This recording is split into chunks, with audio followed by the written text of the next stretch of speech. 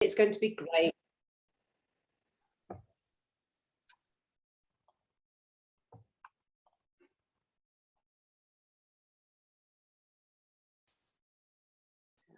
We'll just wait for participants to join us.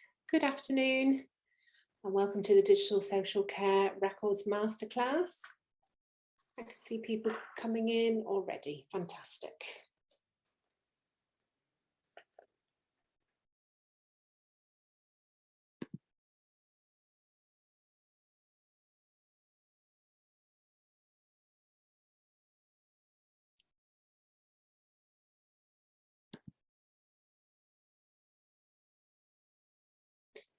Good afternoon and welcome to the Digital Social Care Records Masterclass.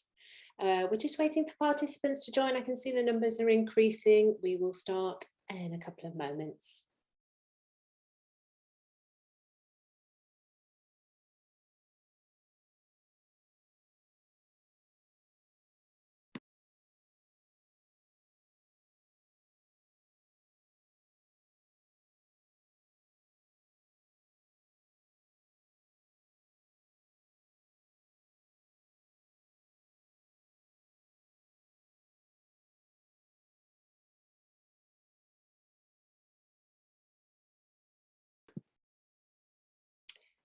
Good afternoon, everybody. This is the Digital Social Care Adopting Social Care Records Masterclass series. My name is Victoria Beyer. I'm delighted to be hosting this session for you this afternoon. We can still see some participants joining the session, but I'm going to start just by briefly whistle stopping through some housekeeping and the agenda. So if I could just move on to the next slide. We have a huge and varied experience of panel members talking with you today, and the session is all about contract management. So we've been through the various stages of thinking about care management records, from the very inception of starting those off within your organisation to taking people with you on the journey, building the case for change, deploying and implementing those new systems. So we are delighted to be talking about contract management in more detail today. Just picked up that there might be a volume issue within the chat, but if everybody else could nod on the panel if they can still hear me, that would be... I can hear you fine, Victoria. Fantastic, thank you. So as I say, we've got a varied panel of really good technical expertise in thinking about contract management and how it impacts care providers for the delivery of services directly. I'm going to take them on a journey with you to answer lots of questions in our panel session, which may come out from their great presentations, which we're going to have first. Then we're going to talk to you a little bit more about digital social care and the support that's available to providers, and then I'll be coming back in to do a final wrap up. So without further ado, we're going to get started and I will introduce the panel in more detail. Just a reminder, this session has been kindly sponsored by NHS Digital, who have engaged with digital social care for providers to do more care management and support services to care provision across the country. So at the bottom of my screen, it might not be in the same order for you. We welcome the Chief Information Officer, Mark Child, who is representing Thorngate, the original almshouse provider in Gosforth in Hampshire. They have been running since 1868, so I think that's our oldest or formative most care provider that's been represented on one of these sessions so far. Mark works directly with Anne Taylor, the chief exec there, and they run a mixed portfolio of a 44-bed residential care home and 124 sheltered accommodation flats for individuals over 50. So it's a really interesting opportunity to talk about Mark's experience of working with Thorngate through their contracting process. They had already started delivering care and support services through a care management system when he joined them, but he'll be taking you through some more of that. And then we are welcomed by Lewis, who's the head of digital transformation from Nourish. Nourish is one of the approved suppliers on the NHS digital DPS framework, which you may have had an opportunity to look at if you've been to one of these sessions before. And he's joined by his colleague Jess, who is also leads for compliance within Nourish, and they're going to talk to you about what it's like contracting with a software supplier from their experience working across the various different care and support services that they are able to assist with, which are not just care planning software, but also compliance, auditing, business technology support, so things like dashboards and reporting.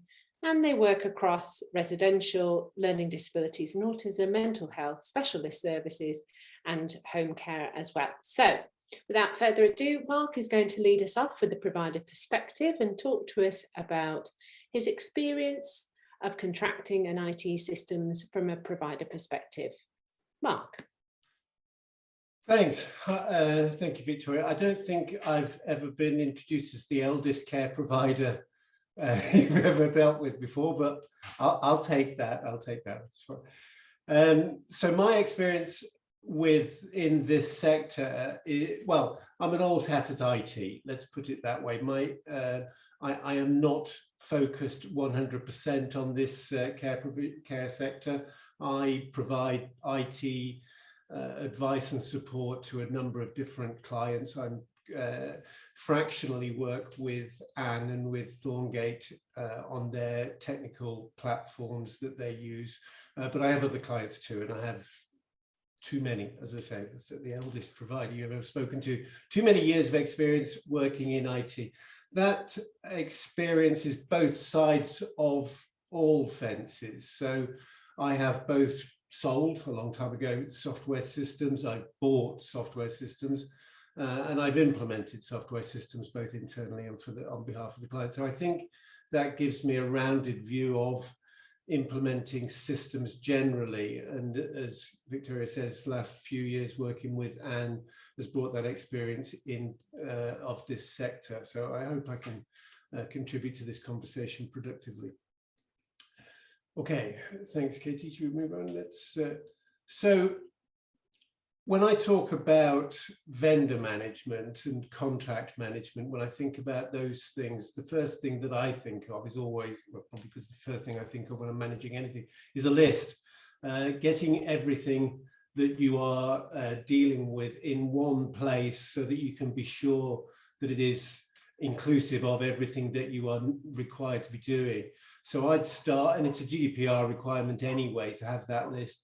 You can probably hear my dog barking on cue.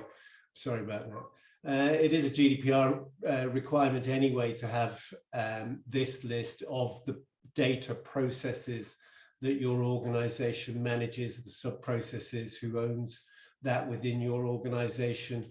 But it's also very useful from a management perspective to be able to see what systems we've got in place serving what processes, what overlaps.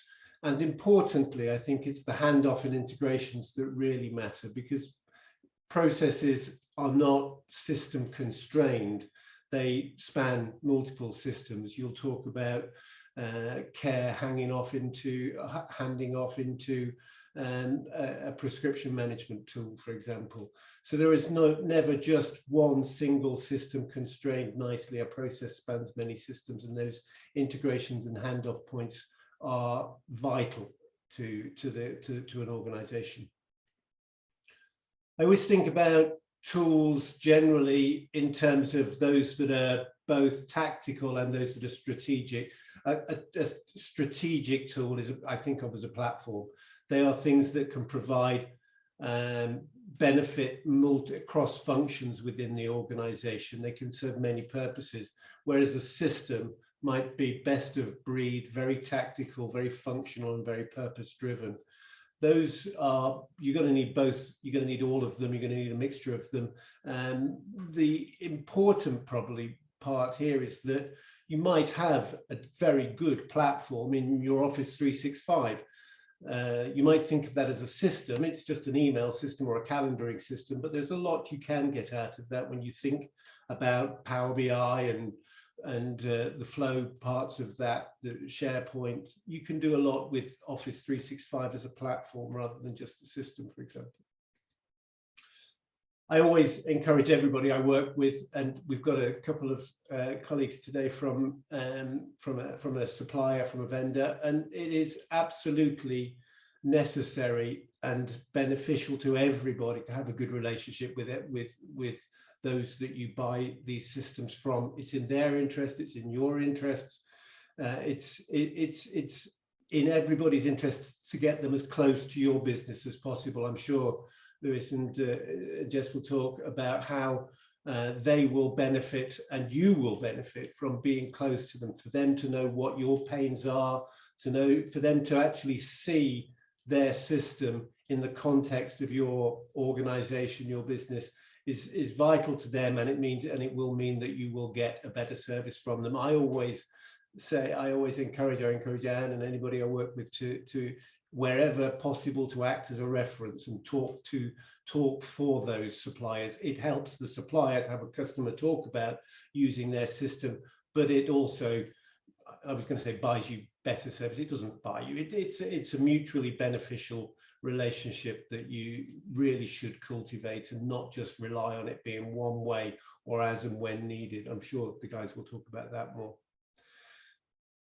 I do absolutely believe, oh, sorry, go back one more if I may, Katie, because that final point about having impartial advice, the kind of advice I like to think that I can provide with my many years in experience here is that it's going to be impartial, it's going to be independent, it's not going to be coming from any particular technical perspective. It is going to be from the perspective as what's right for the business, and it will. I don't have any. I and people like me, and there are many, would not bring an agenda to this. They would it would be a very impartial, but it's advice that you need again to develop and to build over time, and that it is all about trust, I'm afraid. So there are a number of stages when you talk about a life cycle management. We talk about application life cycle management in terms of you will find and select something and you will implement it and you'll use it and eventually you will retire it. And then when you've retired something, you need to adopt its replacement. The first of those, probably before the first of those, is to spend some time defining what it is that you're wanting to do with this system that you are about to buy. If this is your first foray into digitizing the care that you provide, then think about what it is that you want it to do. If it's a replacement, don't get too hung up on the problems that you've had from the system that you are replacing, and don't equally try and write a new version of that system that you're replacing. I always like to talk about user stories. It's a software industry, but it makes sense when you think about what a story is. A story has three elements to it. So it is a person, an actor, a verb, and a reason. And when you think about structuring what it is that you want to do in that format, as a care provider, I want to record my residents so that their information is available to me at the point I need to provide that care in order that my care is improved and enhanced. It's a fairly simple way of, it's an English-based, it's not a technical-based way of phrasing something that you're trying to do, but it really does give something to those that you are going to ask to meet those requirements. So when if you built those requirements up and you handed it to Lewis and Jess, then they would be able to interpret those stories and say, this is how our system meets those requirements. It's not technical. It shouldn't be anything that anybody should be scared about. It's very much English and user-based. It is a matter of asking how something does something rather than whether something does something. It is a matter of knowing that you have an interface to provide a certain feature. It's not yes, no, it's not a closed question. It's how does it do that? How well does it do that? How are the users going to be able to experience that feature? And it's important to think about consistency. Consistency matters because you are going to have users adopting a software system, which might be scary to some people. And it's important that they don't spend too much time familiarizing themselves with the technical aspects of that software, that they become comfortable with it. Like, it's like, I always think of it, it's like reading a newspaper. You know where the TV section is, you know where how the page layouts are, you know where the page numbering is. It's always bottom left or bottom right, whatever. It matters also because an inconsistent data interface, when you think about a software system that looks in one way, in one place, and when you go and do something else, somewhere else within the system, it looks different. It indicates that the system may not have been developed at the same time. It may be that the back end of it is slightly clunky. The supplier may not have thought about the whole of that system, and it's indicative of something that might cause some red flags. I always try and think about how something does what it needs to do and whether it looks like it's doing it consistently. And in this day and age, when I talk about device specificity, I mean that it should function on a big screen that we're all, that I'm looking at here, but also a small screen, a phone, an iPad, or whatever. It should look the same however you look at it. The dreaded data security, cyber security concerns is real and has to be real. It has to be dealt with. The best way that you can deal with that as a buyer of technology is to insist that those that you buy from have some certificate, that they do not rely on you asking all of the right questions when you are buying from them, but the people who know exactly what to ask have already asked those questions. So whether it's ISO 27001, whether it's Cyber Essentials Plus, then you can know that if you ask those suppliers, potential suppliers, to provide those certificates, you can know that they've gone through a tough, rigorous and appropriate level of measurement to say that they are good enough. It doesn't dissolve, it doesn't remove your obligations to be aware of what's going on, but it does certainly, if you've got a policy that you will check for and require that your suppliers have either ISO 27001 Cyber Essentials Plus certification, you are going a long way towards meeting your obligations. And I always look at how they manage users. It's not something that a user, a non-technical user, would necessarily look at. But when I'm being shown software, I like to see how they manage users and how they manage identities within the system. And a user and identity may not be the same thing. A user has an identity. They have a password. They have a set of credentials. How are those, how are those distributed to the users? How are they replaced when needed to? How are passwords managed, etc.? They're all important. I talk technically here about systems architecture. It is 2022. It's not 2002. The systems you buy today should be web-based. They should be something called multi-tenant. There's no point in you having your own installed version of that piece of software on your server, in your server room, in your office these days. It is secure on the web. It's more secure on the web than it is in the back of your office. Believe me, with what these suppliers are required to do, it should be built for your and other people's use, because that drives innovation. It drives feature-rich benefit to you.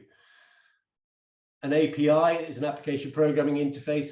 It allows this system to work with any other system. It allows plug and play without extensive months-long integration projects. It allows you to say that this system works with that system, and we can process the data through those two systems without concerning ourselves about how it's managed technically. And I think you always have to contract for 3 parts of any software implementation. You have to contract for the implementation, the professional services, and I mean professional because the people that do these things, Lewis and Jess's team, will supply professional people that have done the kind of thing you need them to have done before. They will have imported data. They will have set up users. They will have trained people. Those are all skills that you need to buy in when you buy software. An MSA is Master Services Agreement, and that covers everything that you will contract with a supplier over the life of your relationship with that supplier. A statement of work specifically says what they will do at that time for that cost. The license agreement is what you will be entitled for. Some systems are by number of users, volume of data, number of sites, etc. But the license agreement will specify what you're entitled to. And the support agreement will tell you how you are going to buy support, how and what you can expect from that, how quickly they'll respond. And my hint there is never to ask for how quickly they are going to solve a problem, because they won't know necessarily sometimes, but they will know how by what period they will report to you the problem. So if it's a high impact problem, they will report to you every couple of hours. If it's a low impact, they'll report back every couple of days, for example. Okay, Kate, thank you. And then we've got the sort of the tail end of this application lifecycle management. You deploy it. You use it. You've got a project to implement this that will result in users using it constantly in their day job. But that before you can get to that point, you've got to define how you get to that point. The terms RACI and RAID might sound technical. All they genuinely mean is who's responsible for doing the work, who's accountable, who will take the credit for that, who is to be consulted, and who is to be informed about what's going on. And the RAID are the risks, the assumptions, the issues, and the dependencies that will go on that will mean a good project, a good delivery, or a poor one. The data will need to be loaded, and we'll need to think about static data, the residents, that do not change that often, that can change but do not change that often, and the dynamic data, which might be the care that's provided there. If you, in obvious terms, a dynamic data might be the prescription of medicine to a resident. Static data would be the resident. We've got to set up users, but most importantly, you've got to test and you've got to train. You can't train them until the system's been tested, and you can't test the system until users have been trained how to do it. So there's a cycle that goes on there. And if you're implementing a system with a professional set of people, that will start real early. That won't wait until the end, that test and train process. It will start at the beginning, so that you've got users that are involved throughout the process, that have got users that know how the system should work, and they can measure it as they go, and it will improve as they go, and it will be better because of that early involvement. And then you're going to use it, but it's not just a use. You do need that ongoing relationship with the vendor. You do need not to accept that something is broken. Workarounds are horrible. Lewis and Jez might back me up here, but when people talk about workarounds and users finding their own way of doing things, it's just work with the vendor and find the best way of doing something, rather than just a workaround or an accepted, it doesn't do that, so we've found a way of doing it this way. They may very well be able to change the system so that it works in the way that you would want it to, because you won't be the only one that wants it to work that way. So don't accept the way that it works. Challenge, question, have regular meetings with your account manager and prioritize those changes. And when it comes to replacing it, get ready before you obviously cannot just pull the plug on something and expect the replacement to be ready next week. These things have got to dovetail into each other. You've got to have prepared the replacement. And the replacement may be something from the same provider. It may be that the provider has developed something that is better use of today's technology, and you are ready to replace it with that. And it may be that they've developed a data mapping and a migration process that means the pain is theirs rather than yours. But get ready for that, and get ready to take data out and prepare it and pull it in. And if you've got any notice periods, if you need to give 90 days or whatever, then be ready for that. Don't miss that. Don't necessarily pay them an extra year for the sake of not knowing when you had a 90-day term in there. Okay, Katie, finally, my last slide. I want to plug for Power BI, or more general terms, business intelligence. It's my view that every system in this day and age comes with its own reporting engine, and that's great. They are really, really good these days. I'm sure Nourish have got one, and I'm sure it is excellent. But there is also a place to develop a system agnostic set of reports where the business can be driven from centrally. The screenshots, you don't need to read what they are on the right, but they're from 3 or 4 different systems.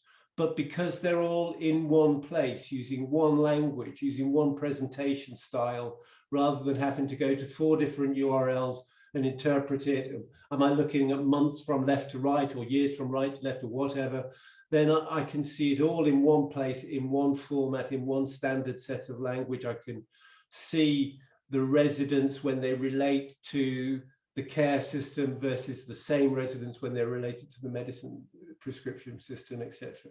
So it's a matter of bringing everything into one place, and there are many tools that do that. I'm a particular fan of Power BI because most people have that through Office 365 and haven't necessarily exploited what they've got there, and it's a quick, relatively cheap way of getting that centralized data view. So nothing critical of any one system's own reporting engine or reports from within a software system, but think about how you might centralize those things. And that doesn't happen by default. You do need one of those APIs, one of those application programming interfaces, that connection to the data to be able to make that happen. And I would, as I say, ask the vendor for that, whether that is possible when selecting a vendor.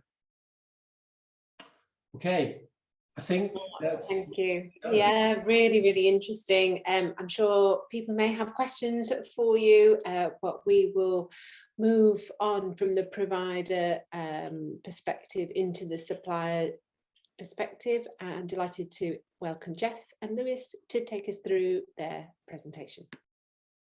Hi everyone, my name is Lewis. Jess and I will be presenting. We try to split between the two of us so it's a bit more enjoyable for you, hopefully. I've been with Nourish for a while now. I've personally helped with a lot of procurement processes from the supplier perspective, so I hope to shine a bit of light from that perspective. Mike's presentation was really good. It complements ours very well. So there's going to be a lot of matching points you're going to see in overlaps. So if we can go to the next one, Katie, please. So just to give you some perspective on Nourish, with electronic care planning system, we very specialized in the service as we were just discussing before.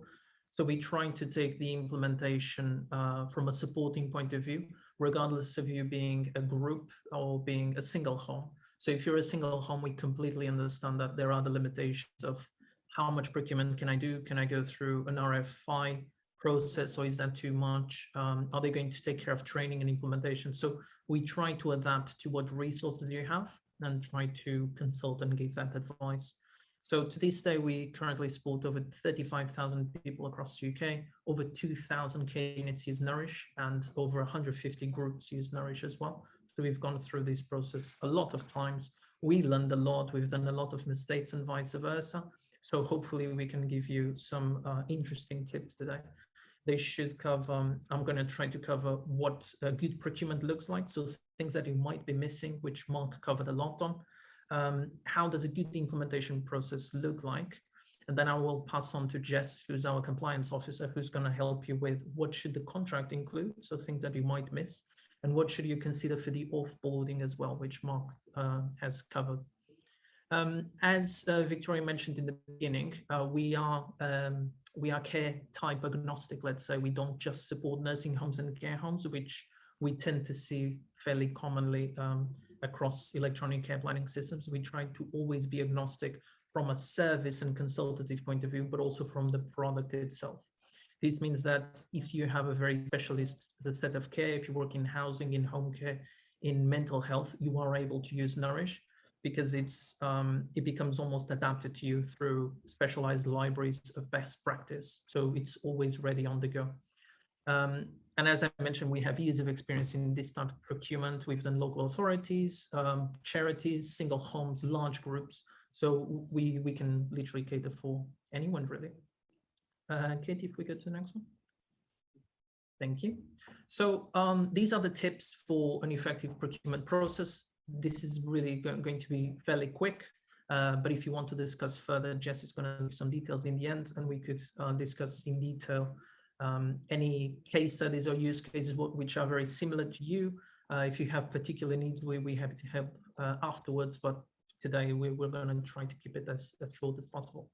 So the first tip we would give is to involve the correct stakeholders. So sometimes we see the manager involved, but not the owner, for instance, or not the carers themselves. Try to include everyone from each department, let's say, especially as you get into mid to large groups. Try to involve compliance, to involve IT, to involve operations as well, and have everyone giving their perspective and not just one person or just the team of compliance. That's a mistake we see a lot, is one team owning the process, either coming from compliance only or coming from IT only, trying to get them together. The second one is to agree on a budget. 9 times out of 10 people come to us saying, I don't have a budget, I'm just looking around and seeing how much that would be.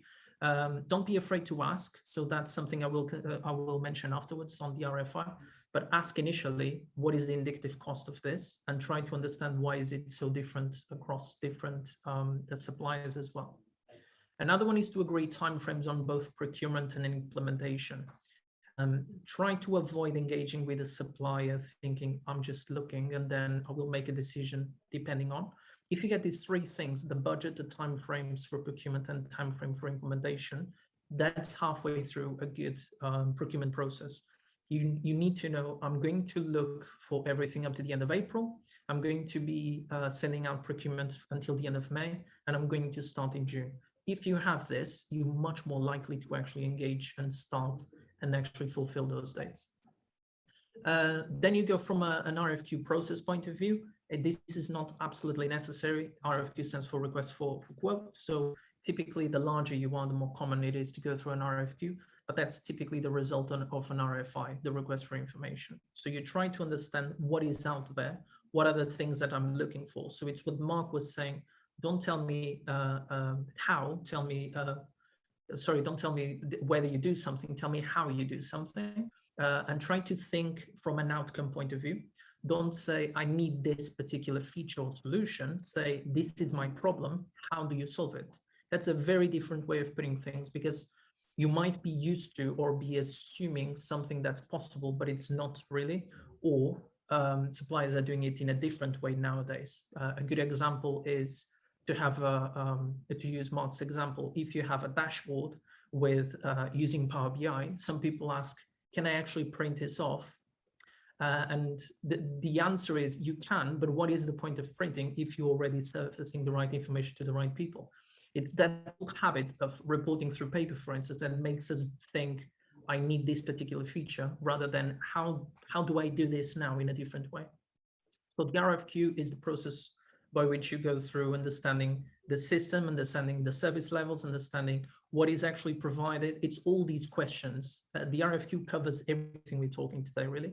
You send out to suppliers and they're going to reply to everything, and you have your time to review that, rather than just having a demonstration, sitting down through the demonstration, receiving a quote and making a decision. Trying to put a bit more time into it to understand the nuances, because this is the long-term process and decision. The next one is to not compare apples with oranges. So if you look at an electronic care planning system, then you mix it with EMA, and then you mix it with HR and rostering, for instance, the price will be different. So try to understand where you slot each of these in. Why does that make sense? Am I actually comparing the right thing? Another example is you might think that this is the overall cost, but you're not covering implementation, or you're not covering hardware, you're not covering 24/7 support, for instance. So try to really benchmark against. And if the price difference is very different, try to understand why. Go back to the suppliers and ask why. Don't go with just your gut feeling. Try to understand the whys behind things. The next one is very obvious. Compare at least 3 quotes. Don't stick to one because you're convinced that it's the best. Always compare the quotes, because there might be, the presentation might be very good and the quote quite poor, or vice versa. If you have the presentation and quotes, you will get the full picture. Otherwise, you might be overlooking something. Break the engagement down into the company experience and vision. So don't just go with a product demonstration. Try to understand their experience and vision. What is the actual solution? How do we deal with the IT infrastructure, and what dependencies are there? And how does implementation and support look like? More often than not, we see people sticking to the end user solution. Show me a demonstration, straight to it. I'm just focused on that. Do not ignore the other 3 points. They're very important to guarantee interoperability, being future-proof, whether your infrastructure is going to work or not, and whether the implementation is suitable for you or not. The RFI process I mentioned here, if you really have no idea what you're looking for, the RFI is going to, it's a pre-RFQ. So you basically ask questions to the supplier. If you were to supply to us, what should we be asking? So you're not really saying, what do you do? Is what questions should we ask? And those are the questions you ask in the RFQ. It sounds like you wasting time by doing that, but you're not. You're actually making sure that the RFQ is much more targeted and adjusted to you.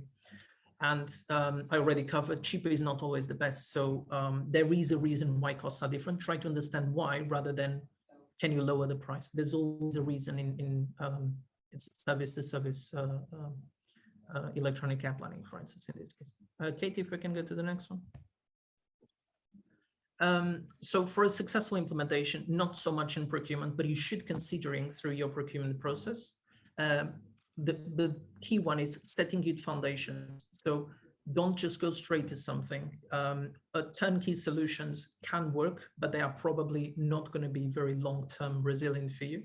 So try to understand that the training is there. You know what happens if you have a brand new member of staff. You know what happens when you have a brand new manager, for instance. What do you do in terms of training? Are your forms there? What happens if a form needs to change?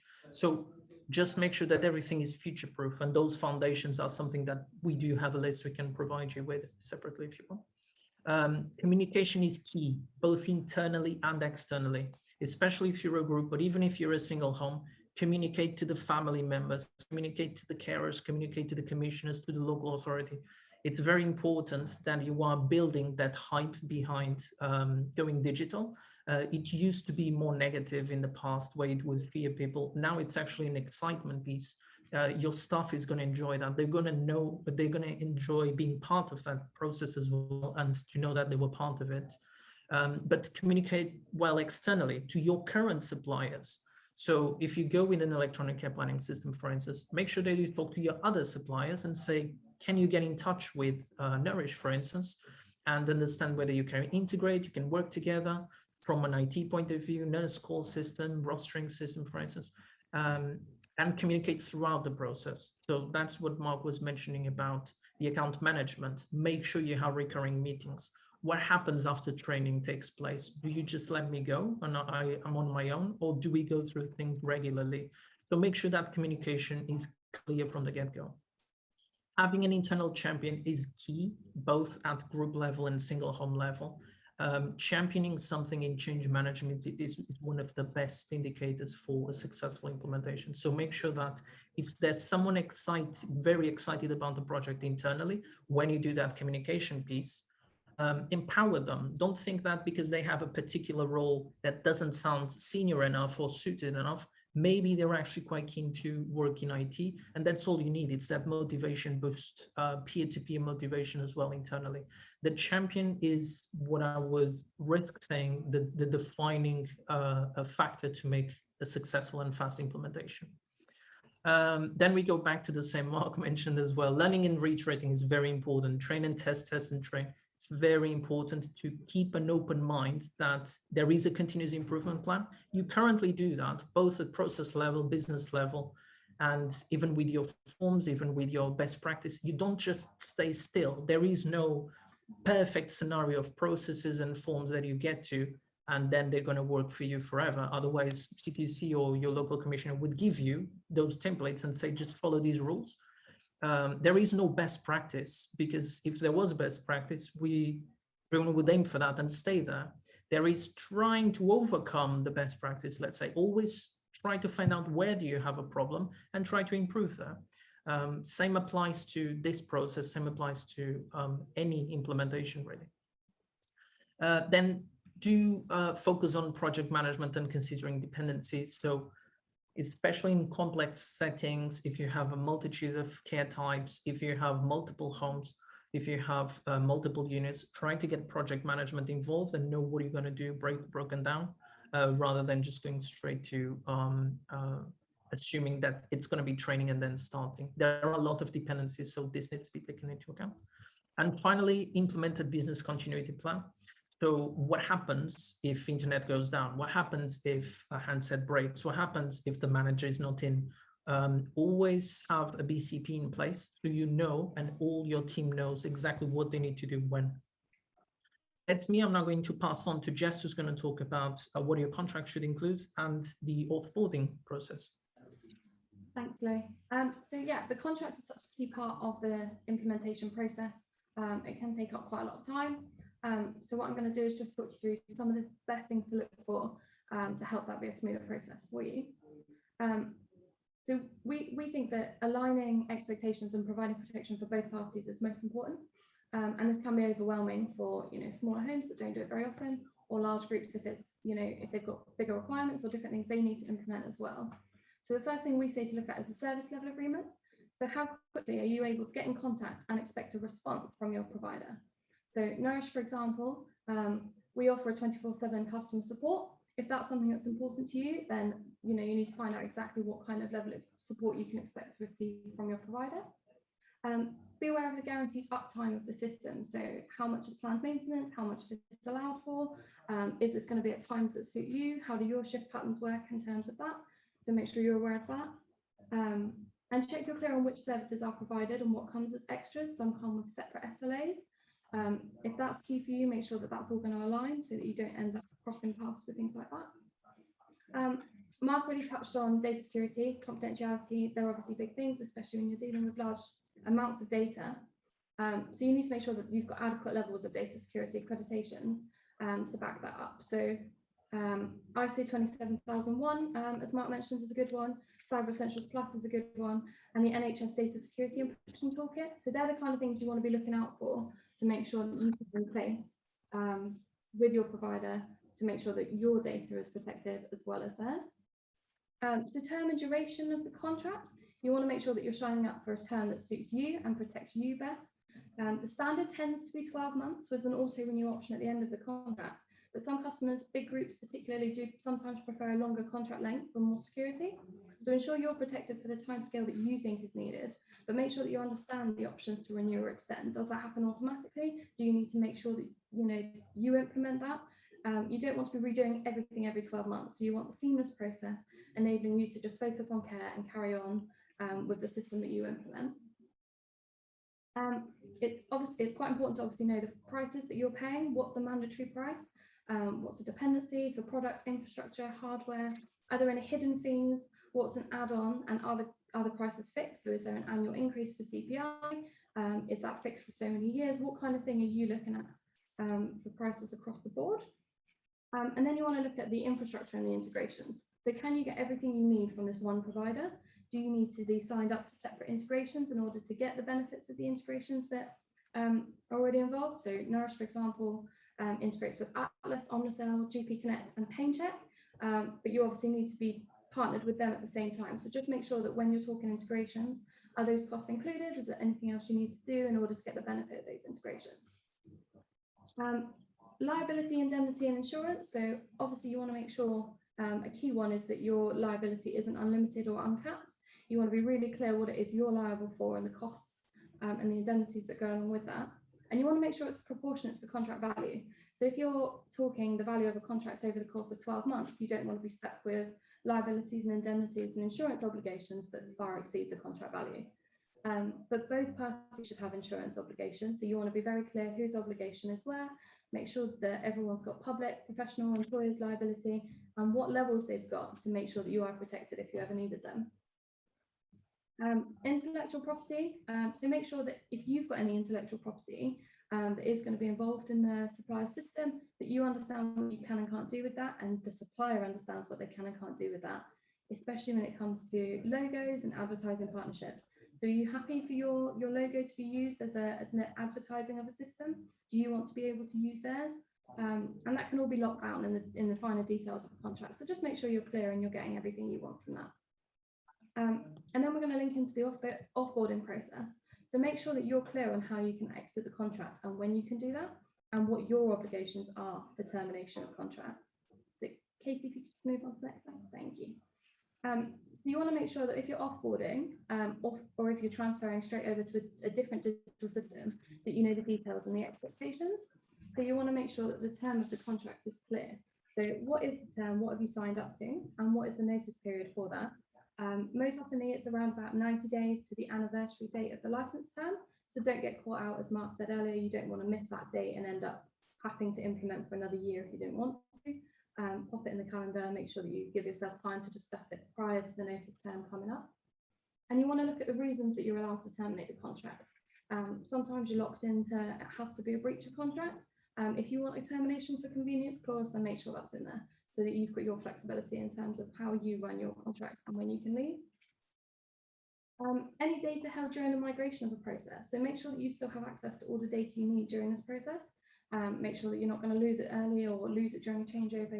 You're obviously going to need it all the time. So just make sure that you know how you can do that, where it's going to be held and who's responsible for it in that time process. So is there a cut-off time? Is there a swap-over period? Just make sure that you know whose liability is where. And what format it's in. So whether you're handing over to another digital system or it's something you're doing yourself, that data is only useful to you if it's readable. So you just need to find out, make sure you know the details of what format you're going to be given that in, and how long it will take you to get it. The actual migration process itself, who's in charge of it? Are you expected to push that through? Is it the new supplier? Is it the old supplier? Just make sure that you're all very clear. You don't want to get stuck in a chain of, I thought you were doing it, you thought we were doing it. And will the two providers work together? So if you are moving from one digital system to another, talk to them, make sure that they are aware of what the other system needs, and hopefully they will work together to help you make that process smooth. You don't want any glitches. And you just want to make sure that you're very aware of the liability for any loss or anything that is covered in the meantime. So just make sure that the contracts are very, very clear that they overlap at a very certain point and you know when that is. Then you want to look at cost of holding the data. So are there going to be any migration costs? What are they? When do they need to be paid? And you want to make sure that you're not overlapping costs. So you want to make sure that you're only paying for what you're receiving. So when one offboarding process happens, that's when you want to stop paying. And then you want to make sure that your new contract doesn't start earlier than you need it. I've already briefly talked about the readability of data. So just make sure that you are very aware of what format it's going to be given to you in. Is that useful? Is that how you need it? And will you be able to continue to support and care with data in that format? So just make sure that you're very aware of the data and how it's going to be received. And then look at the timeframes. So how long will the process take in terms of migration? Which system will you be using when? Can one jump straight into the other? And can you continue to provide care in the best way while this is happening? Or do you need to have some sort of extra measure in place just in case there's some sort of overlap or confusion in the process? And you just want to make sure you know what happens after you close off with the migrating supplier. So you want to obviously make sure that that relationship stays good. You never know, you may want to convert back to them at some point, or you just might want to keep that relationship sweet. They may have something that the other doesn't have that you may be able to use together. So you don't want to close any doors. Just make sure that you're working with that. And so risks are always part of implementing a new process or a new service. But the best possible care for the people being supported should always be the priority for you, but more importantly as well, your digital care management provider. You want to make sure that you understand and evaluate and mitigate these risks in order to make sure that the successful implementation of the digital care planning solution suits you. As Lewis already mentioned at the beginning, if you do want more information or you want to see some specific case studies on providers like yourselves, please get in touch, and we're happy to provide something similar for you. Jess, Lewis, thank you so much. And I'm going to ask Katie to take the slides down just so that we can ask a number of questions.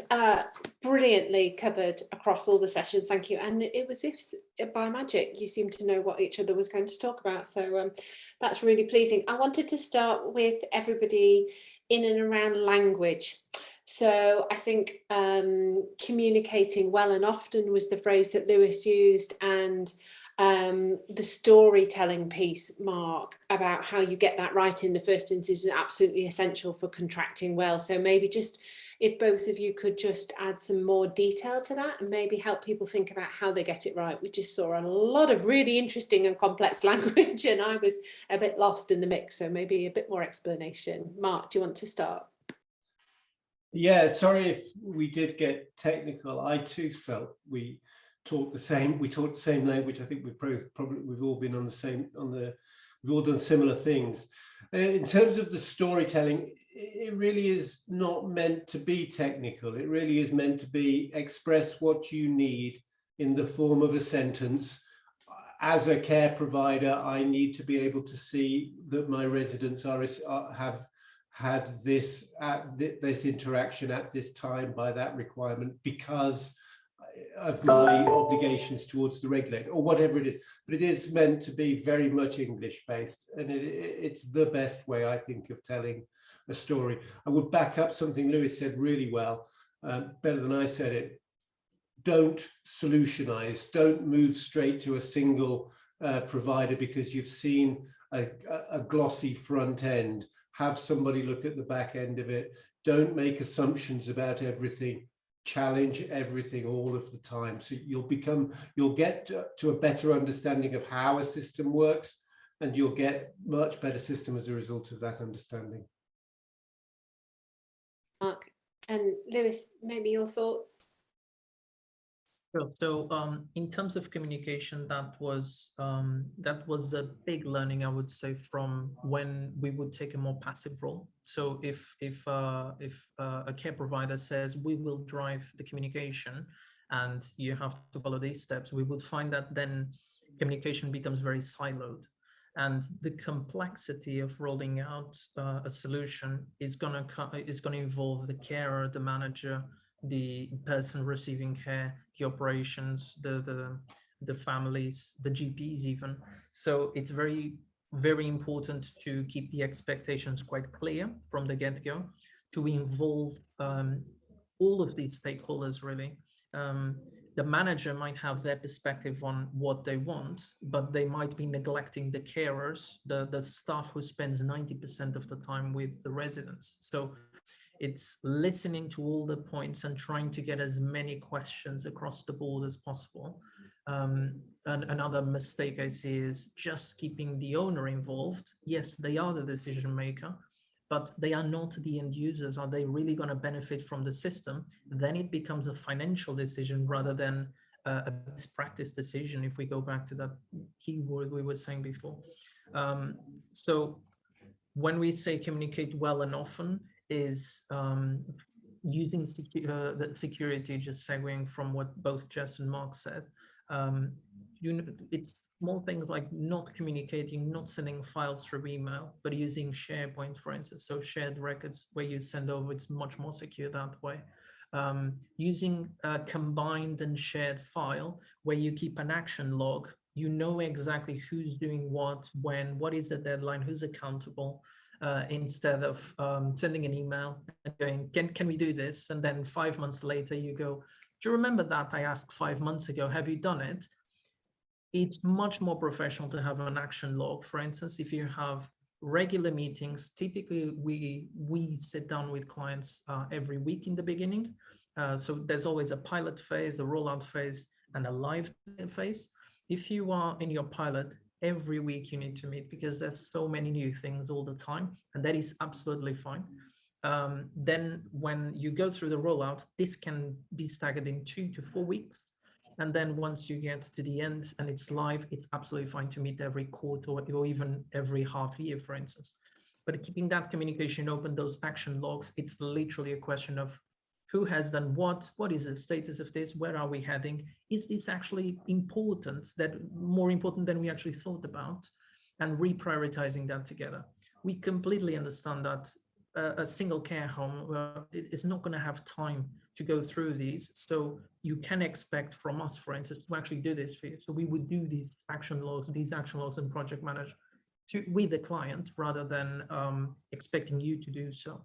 So that's why we said that service is really important, and don't solutionize, as Mark is saying, and just go to assistant and it's switched on, it works, and I'm never going to talk about. It's really important to keep that relationship, be influential, send the feedback, and feel like it's a long-term relationship rather than a quick implementation. It's not going to be a quick implementation. No, exactly that. I mean, the contract is a formal agreement between the parties, but it's only really a negotiation at a point in time when you have done lots of the groundwork, and then it's the implementation and that ongoing contractual relationship management that I think you've all talked about so clearly, that's really important.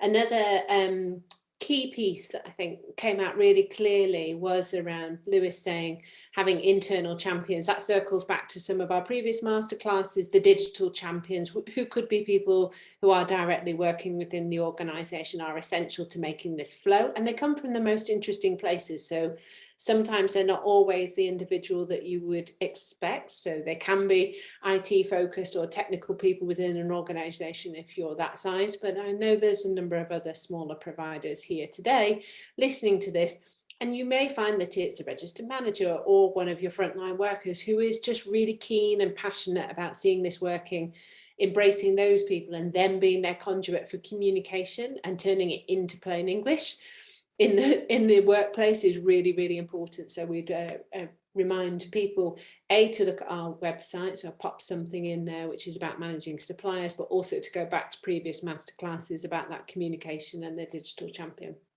You both talked about train and test and train, and learning and reiterating the process. That is also absolutely essential in really good contract managing. I think it would just be helpful, maybe, Mark, I'm conscious your time is running out with you, so you have something else important to be doing this afternoon, so maybe we can go to you first, and then we can talk with Lewis and Jess about their thoughts around the training and implementation of processes and how you can scope some of that out in the contract management process, and what the expectations between the provider and the supplier should be in training. Yeah, I do have to jump in 4 minutes, and there's probably 4 minutes, a lot more than 4 minutes material to answer that. But I would say do it early. Do cover, well, first of all, don't squeeze it. It can be tempting to say, we don't need the training. We'll do train the trainer, or we'll do it internally. I would never, ever skirt the training aspect of anything. Pay for it and get it early. If you have it early, you then empower those people to make the best decisions for you that you've trained early in the process. They're not coming to something that's a surprise at the end of the cycle when they're suddenly told, we've got to use this next week, you'd better get trained. They are the ones making decisions early. They're the ones making informed and empowered decisions because of what you've done early in that cycle. You've trained them and you've given them the knowledge to be able to do that and work with you for their process. Trust them. They will do the right thing for you, and they will work with vendors who generally, and I'm sure these guys absolutely are the best, they want to do the best things for you, and the best thing to do is to give them people that can work for you. Thanks, that's really helpful. Do have to dash. I am so sorry. Thank you. Good to meet you all, especially Jess and Lewis. I'll see you soon, and yeah, thank you. Thank you. Thank you, Mark. If anything comes up, you know how to get hold of me. Cheers. Yeah, Lewis, maybe.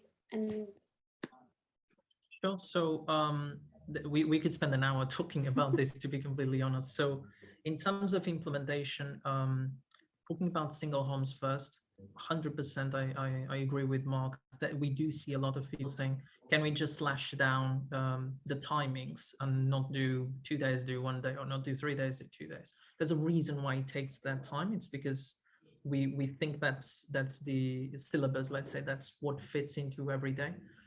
So when you go through procurement, try to actually get that documentation through. What is it that I'm going to get on each day, rather than saying it's going to be 2 or 3 days? What is it that is actually going to be covered? We do offer a separate type of training, which is what we call train the trainers, where we typically recommend that the receiving end is going to have learning and development skills. But even so, if you train someone and then that someone trains someone, and sometimes there's almost 3 or 4 generations of training, you can be the best trainer in the world. I would go back to the source, to be completely honest, because there's going to be new features, for instance, there's going to be new processes, and you're going to get that accountability again. If something goes wrong, you could basically keep Nourish accountable and say, sorry, you gave this training, what went wrong? Whereas if you do it yourself, it's a massive risk. You're talking about wanting to drive a car and just taking half of the lessons because someone you know knows how to drive, for instance. There's a reason why there's a certification behind it. There's a reason why there's the syllabus behind it as well. So try not to, I basically wouldn't skimp on training, is the short answer. Yeah, I would agree. It's really, really important. And as care providers, we're used to doing lots of routine annual training and keeping qualifications and care certificates and moving and handling training and all of those things up to date. I think this is just one of the essential bits of training we need to add to our portfolios, which is about our digital tools, because you know, actually, as you say, things move on and they progress over time, and it's really important to stay connected to the most important things that are happening within the service that you're using all the time. You know, there's new functionality in every new mobile phone that you have, and we're probably only using 30% of that if we're doing really well. So you're quite right, knowing as much as you can and reiterating the training is really great. In terms of, there's a tip I can give is if you want to negotiate the number of days, actually negotiate the price rather than the days, and try to reiterate that. But also try to get, now that we kind of living half remote now, try to get the sessions recorded as well, so you actually get that benefit and that longevity. Whereas if you did it internally, at least you have a resource that you can reuse in the future. So there's more to it. There's more complexity than it's just a tip that you might get something off it. And like anything that saves money and can be reused. So, you know, never throw it away. We're recycling, upcycling, using our environment better. Fantastic tips. So yes, let's definitely ask for a reduction in price and things to be recorded so we can reuse them within organisations. That's really great. Thank you. So across both presentations, we had lots of acronyms, which were like master service agreements, statements of works, service level agreements. And this is all about contracting this session. So I think it's quite challenging to understand all of the detail there. One of the things that you started your presentation with, which was great, was the request for information or request for quotation. As a small organisation, what happens maybe if you put out a request for information, RFI, or a request for quotation and nobody answers you? That's an interesting question. One of the advantages of the NHSX DSCR is actually you do have a list of assured suppliers that will respond to you, I would say. Well, that's the guarantee. Especially if you're a small care provider. The advantage is that the SCI is technically your RFI done for you automatically, because you already know we have to go through a really strict process of ticking all the boxes, really. So it's almost overkill. So you have the level of a very large organization criteria all done for you. So take that as a benefit. If you want another tip, I would say, ask the suppliers, give me examples of RFIs you received from other companies as well. Because if you have other clients and you were successful, then show me proof. Show me you can anonymize, but then it's done for you. Why not? There is an interest for people to reply back. So that's what I would do if I was going to try to cut down on costs and I was an independent provider.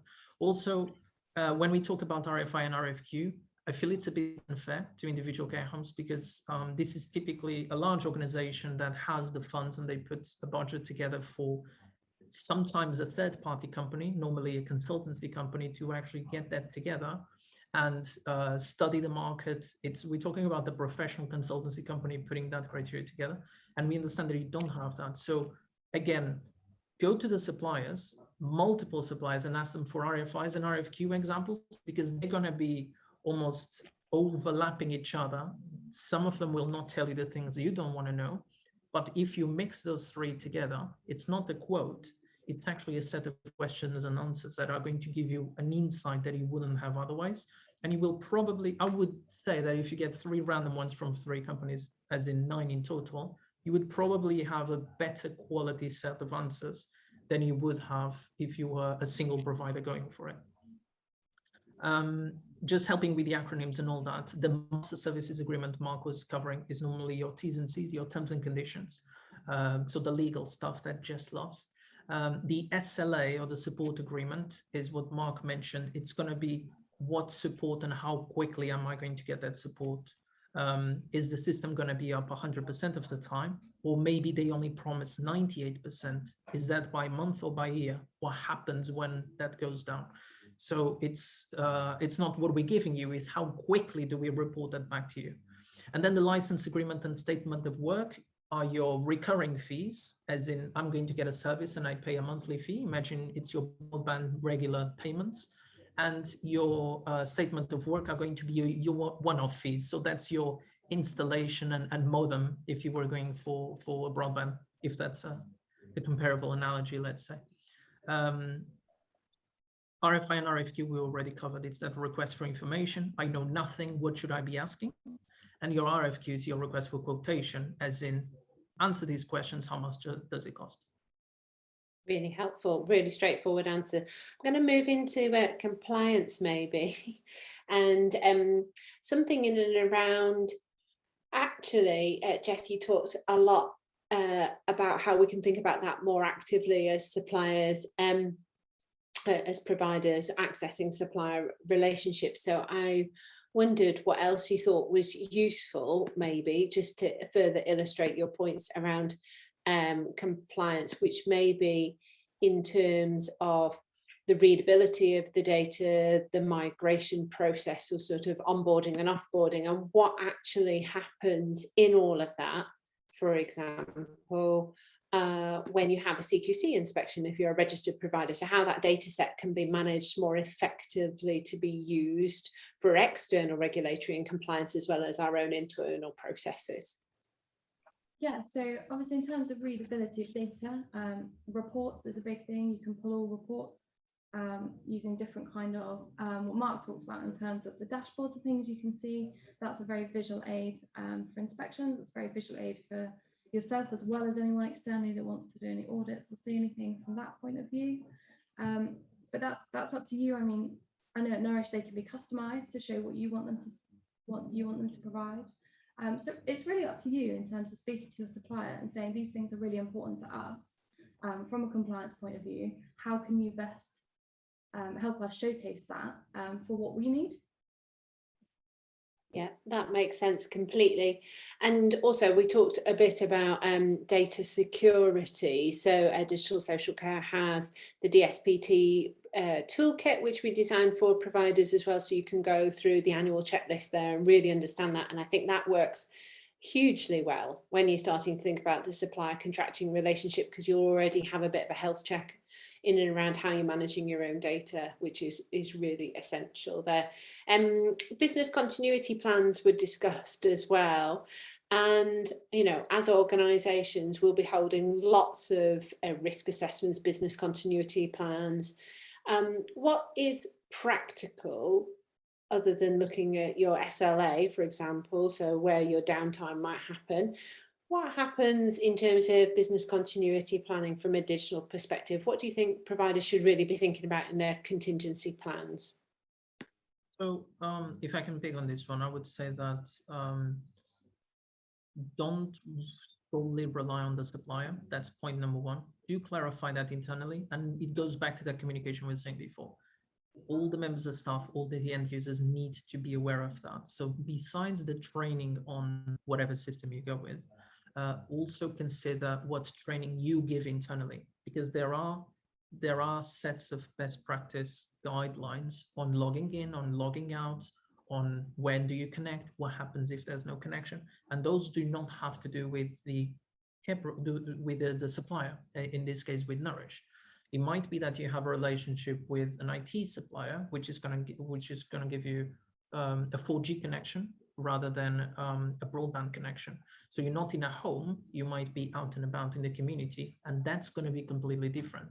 So you can work with Nourish on that, for instance, but make sure that you own that process.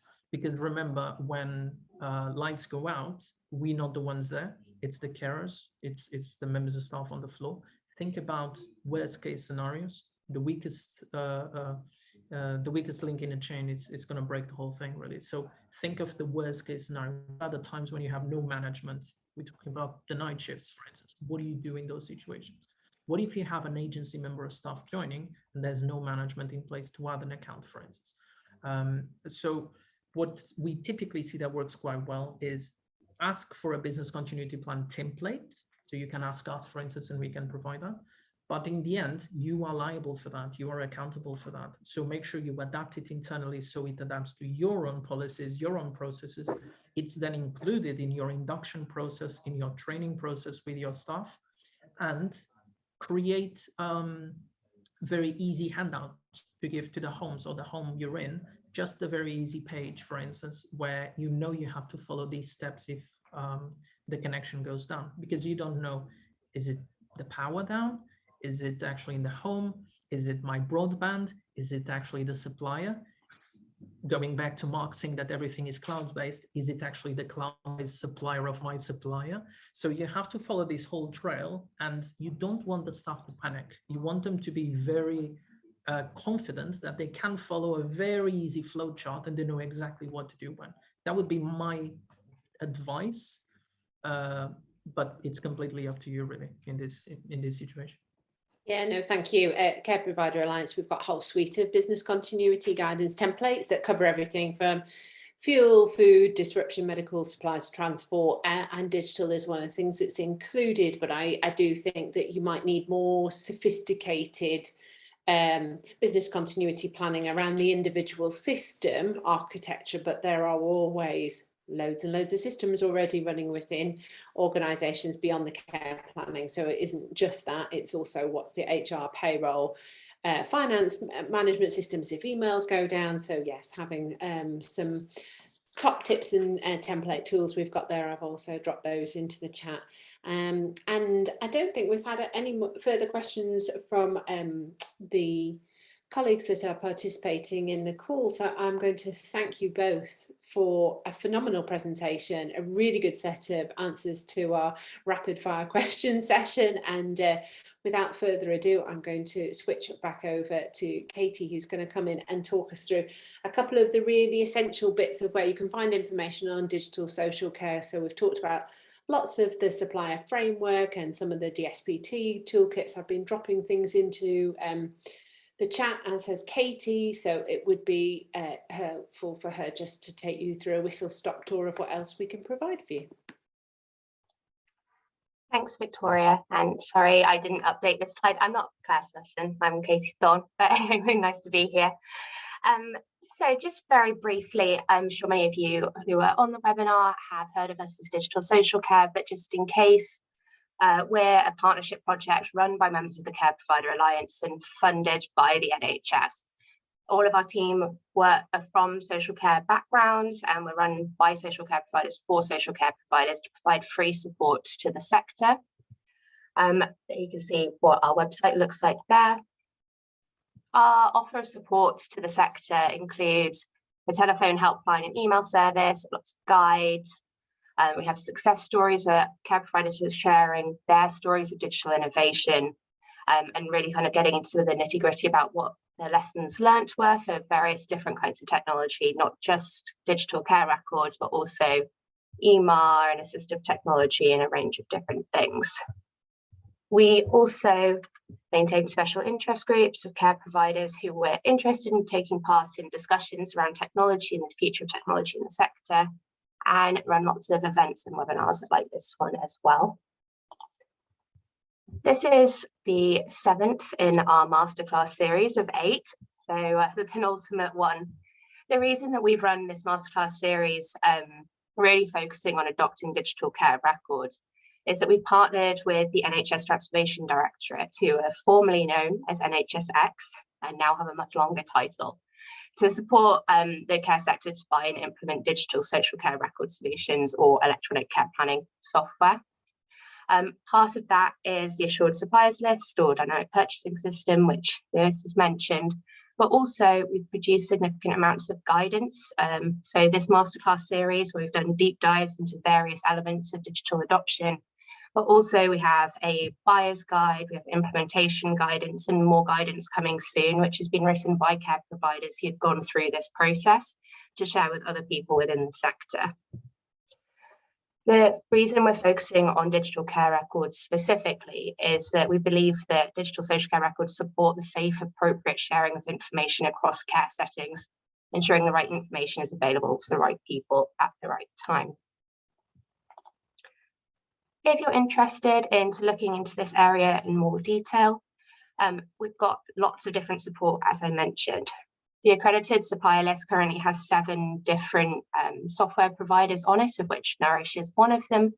They've gone through a really, really difficult and lengthy process to be accredited on that list. What it means is basically they've been assured against a minimum set of requirements, including cybersecurity requirements and various sort of minimum functionality you would expect to see from any care planning system.